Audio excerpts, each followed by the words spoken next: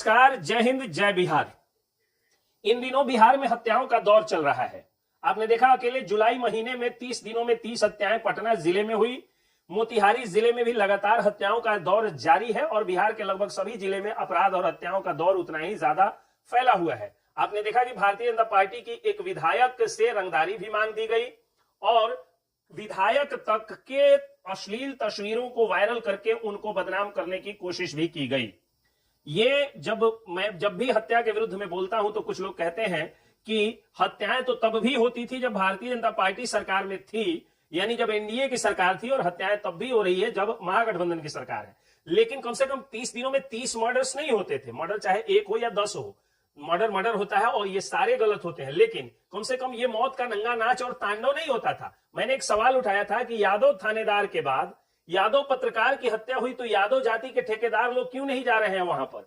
और मेरे इस चैलेंज कहें या अनुरोध कहें, उसको पत्रकार विकास राज जी ने एक्सेप्ट किया और वो विमल यादव जी के घर पर गए और वहां पर जाके सरकार से सवाल भी पूछे, जो एक पत्रकार का काम होता है। संतोष रेणु यादव जी ने भी लाइव आकर के और पत्रकार विमल यादव की हत्या के विरुद्ध में बोला और लोगों को जागरूक करने का काम किया। बहुत सारे पत्रकार लोग वहां गए, लेकिन सबसे पहले संजीत कुशवाहा वहां पर गए हुए थे। और संजीत कुशवाहा वही पत्रकार हैं जो मनीष कश्यप का समर्थन करने में वीडियो बनाते हैं। तो बहुत सारे लोग कहते हैं कि वो मनीष कश्यप का समर्थन इसलिए करते हैं कि वो एक खास जाति से आते हैं, और तेजस्वी यादव का विरोध इसलिए करते हैं क्योंकि ये तेजस्वी यादव जी यादव हैं। जबकि जब यादव थानेदार को गोली मारी गई तो वही पुलिस वाले जो मनीष कश्यप के समर्थक पत्रकारों को खोज रहे थे और उनको तंग तबाह कर रहे थे, वो कोई पुलिस वाला उस शहीद थानेदार के घर नहीं गया और न ही सरकार में बैठे हुए तेजस्वी यादव या नीतीश कुमार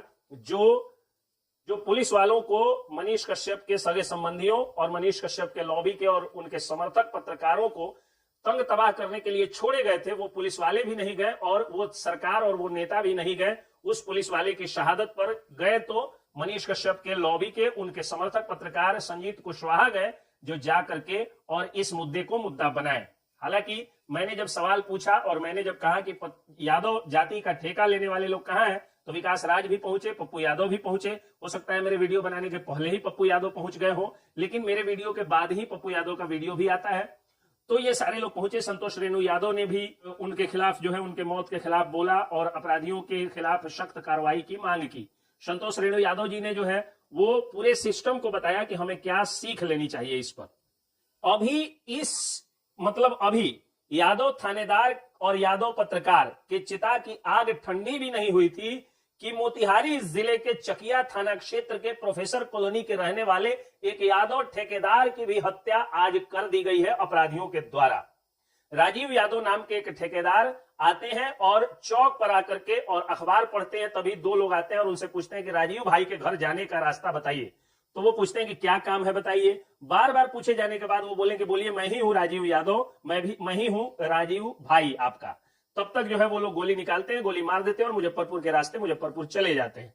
तो यादव थानेदार की हत्या के बाद यादव पत्रकार की हत्या हुई और आज मोतिहारी जिले में, पूर्वी चंपारण जिले में एक यादव ठेकेदार की हत्या हो गई। यादव थानेदार, यादव पत्रकार और यादव ठेकेदार की हत्या होने के बाद भी अब मैं अपने सभी यदुवंशी भाइयों से हाथ जोड़कर निवेदन करता हूं कि अब भी मान लीजिए कि तेजस्वी यादव और लालू परिवार जब सत्ता में आते हैं ये लोग, तो बिहार में जंगल राज होता है और बिहार में अपराधी नंगा नृत्य करते हैं। और ये अपराधी की गोली न भूमिहार को पहचानती है, न यादव को पहचानती है, न राजपूत को पहचानती है, न दलित को पहचानती है, न ब्राह्मण को पहचानती है, न क्षत्रिय और वैश्य को पहचानती है, न हिंदू को, न मुसलमान को, न सिख को, न ईसाई को। अपराधी का एक अलग जात, एक अलग धर्म होता है और वो किसी भी जाति और धर्म के लोगों को मार सकते हैं। इसलिए याद रखिएगा, यादव थानेदार, यादव पत्रकार और यादव ठेकेदार के बाद में किसी भी जाति के कोई भी पेशा में रहने वाले, नौकरी पेशा में रहने वाले या फिर बेरोजगार या किसान या किसी को भी गोली मारी जा सकती है।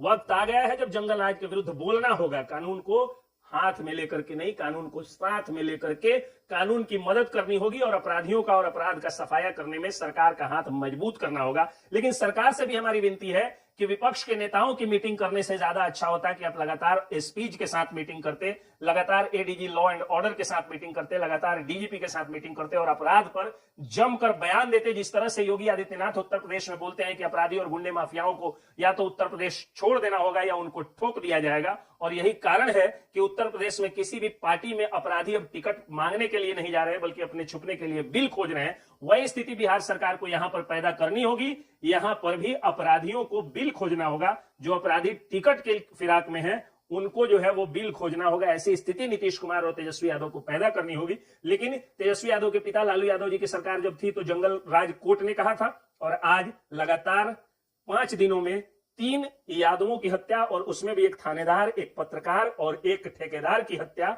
ये अब बर्दाश्त से बाहर हो रहा है। और केवल यादव ही नहीं कि एक कुम्हार जाति की भी हत्या बिहार में हुई है, एक वैश्य जाति की हत्या जो है वो बिहार के मोतिहारी में हुई है। तो हर जाति के लोग मारे जा रहे हैं, इसलिए अब अपराध को बर्दाश्त नहीं करना होगा। मेरे इस वीडियो को ज्यादा से ज्यादा आप लोग शेयर कर दीजिए, ताकि जिनको भी अंधभक्ति और चमचागिरी और जाति और पार्टी का चोला ओढ़ने की आदत हो गई है, वो जाति और पार्टी की केंचुलियों से बाहर निकल करके और आकर के फुफकारे दहाड़े अपराध के विरुद्ध और अपराधियों के विरुद्ध, जंगल राज के विरुद्ध। जय हिंद, जय बिहार।